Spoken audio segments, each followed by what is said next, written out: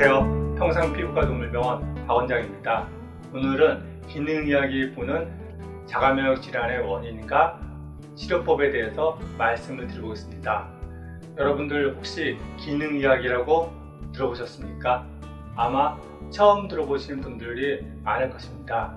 오늘은 그 기능의학에 대한 소개와 기능의학이 아토피를 비롯한 자가면역 질환을 어떻게 이해하고 있고 또 그러한 이해를 바탕으로 해서 고민할 수 있는 치료법에 대해서 소개를 해드리겠습니다. 사람들은 지금 우리가 이용하고 있는 병원이나 약국 그런 곳에서 실시하고 있는 서양의학이 의학의 전부라고 생각하고 있습니다. 저 또한 수의과 대학에서 이러한 의료 체계에서 공부를 했고 또 그러한 방식 속에서 지금까지 진료를 해왔습니다. 근데 어느 정도 시점에서 이 서양의학 부류는 한계가 있다는 것을 알게 되고 그리고 다른 다양한 대체 보완요법을 공부하게 됐습니다.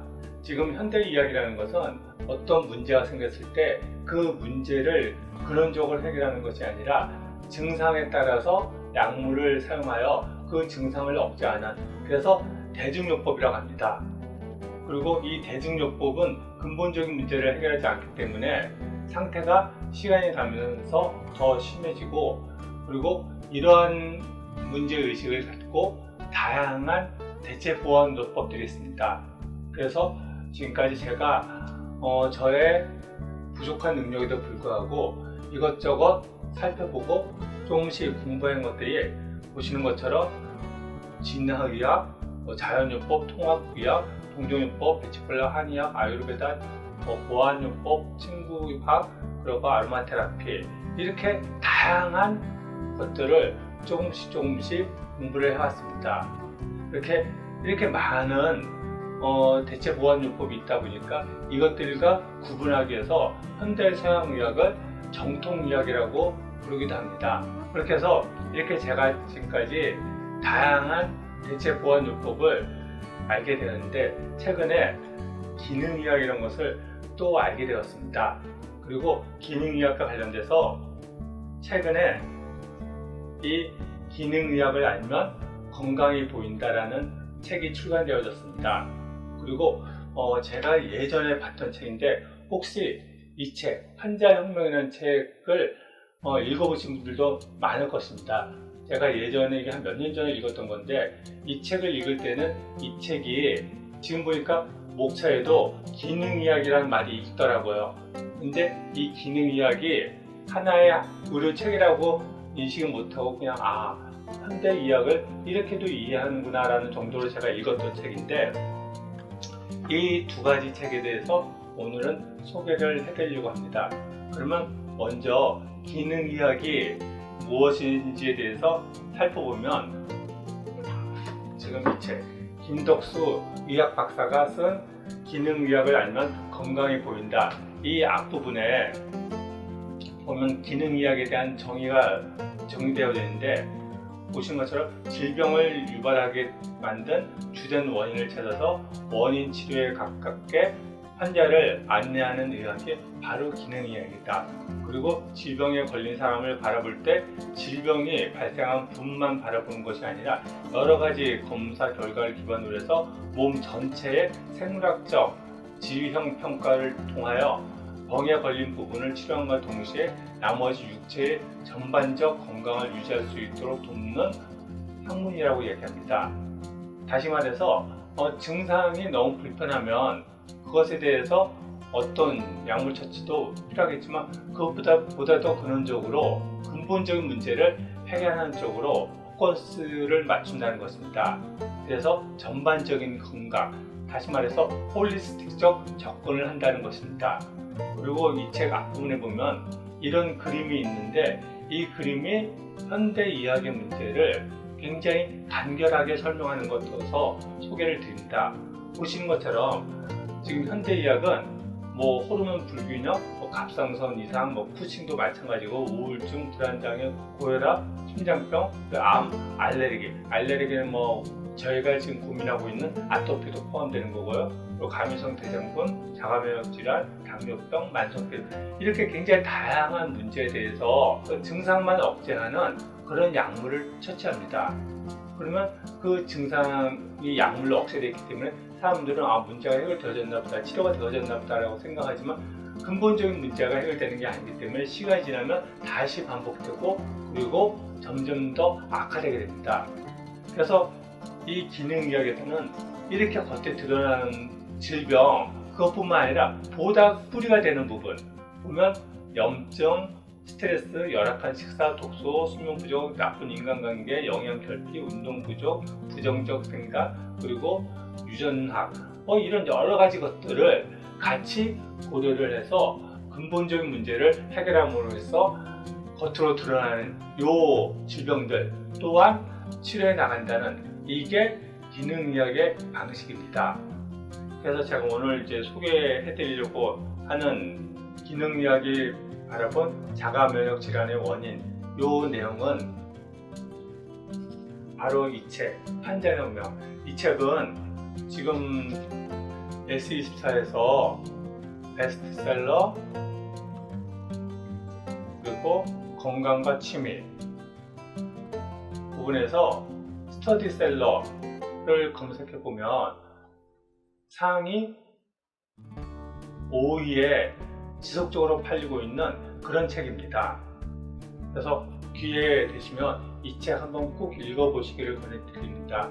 읽기 굉장히 쉽게 저술되어져 있고 현대의학에 어떤 문제가 있는지 그리고 우리 강아지가 아니라 사람들이 건강하게 살기 위해서는 무엇을 좀 더 살펴봐야 하는지 자세히 적혀 있는 책이니까 이 책 정말 좋습니다. 그래서 이 책을 기술한 조현경 의사가 유튜브에서 닥터조의 건강이야기라는 유튜브 채널을 운영하고 있습니다.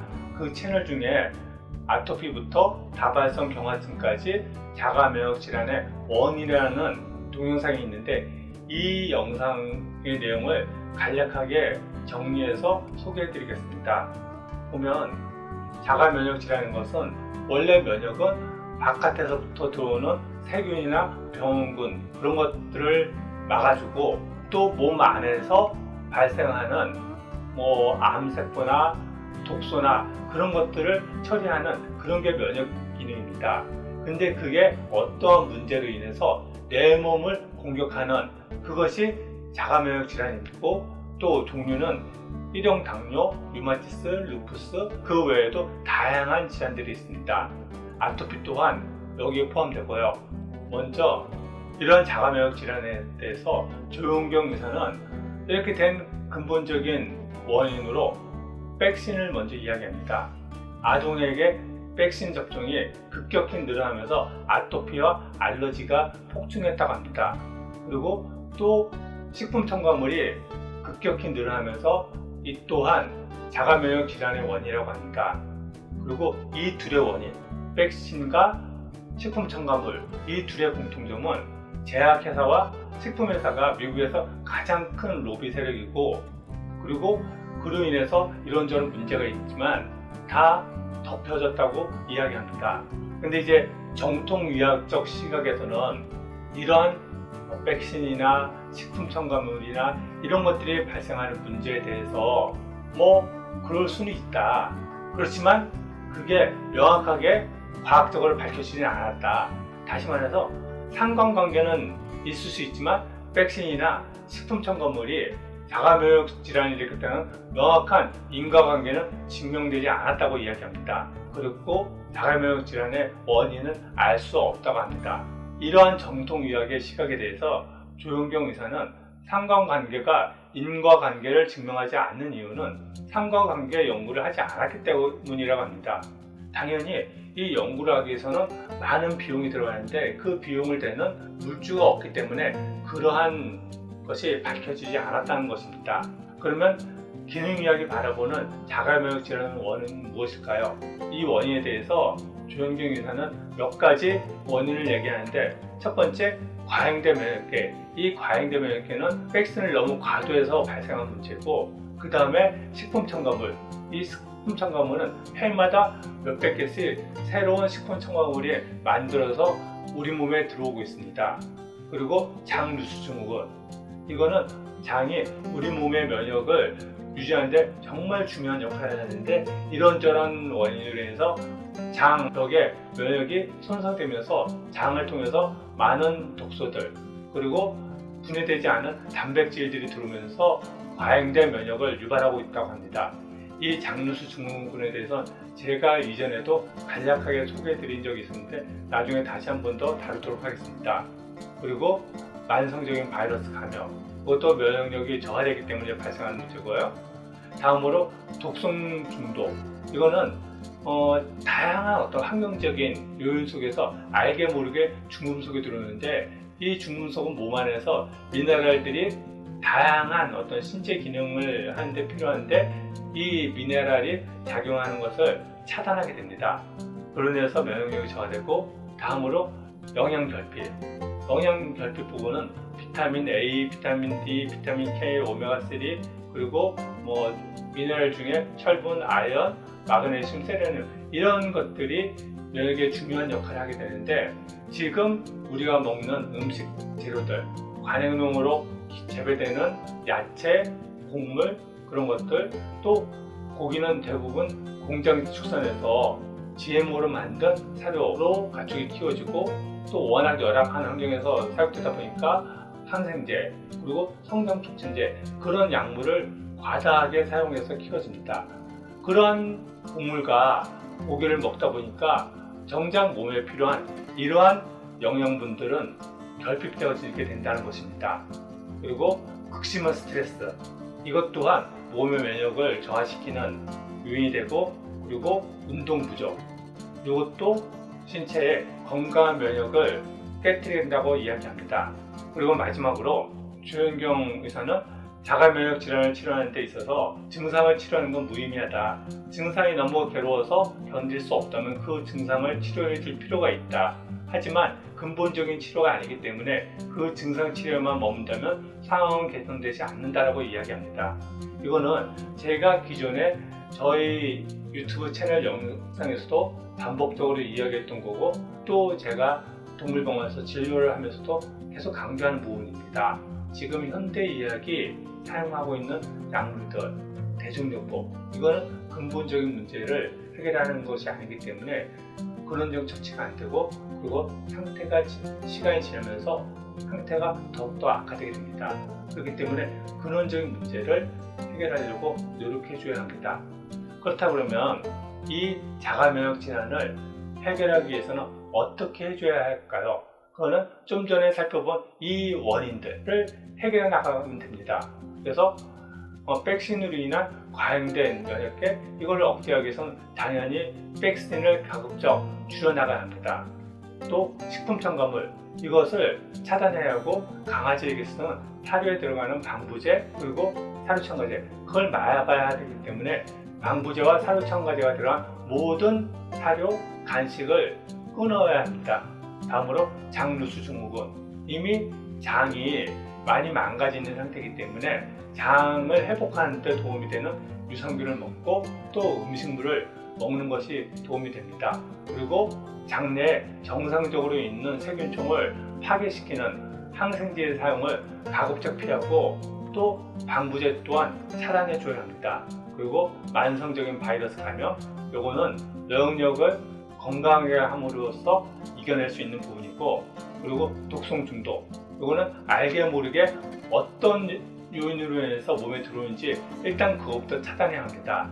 그러고 나서 몸에 있는 중금속을 제거하기 위한 디톡스를 실시하는 게 좋은데, 지금 기능의학에서는 킬레이트 요법이라는 것을 이용한다고 합니다. 그래서 저도 반려견에게 킬레이트 요법을 어떻게 적용할 수 있는지 그 부분에 대한 연구를 하고 있는 그런 상황입니다. 그리고 다음으로 영양결핍. 이 영양결핍이 관행농 그리고 공장식 축산물로 인해서 발생하기 때문에 가급적이면 공장식 축산에서 생산된 육류의 섭취를 줄이고, 유기농, 야채, 과일 그런 것을 좀 더 많이 먹는 것이 좋습니다. 그리고 극심한 스트레스를 완화하기 위해서 사람 사이에 좋은 관계를 갖고 또 반려동물을 잘 대해주는 것이 중요합니다. 그리고 마지막으로 운동 부족. 이것도 면역력을 낙하시키기 때문에 주기적으로 반려견과 함께 산책을 해주는 것이 좋습니다.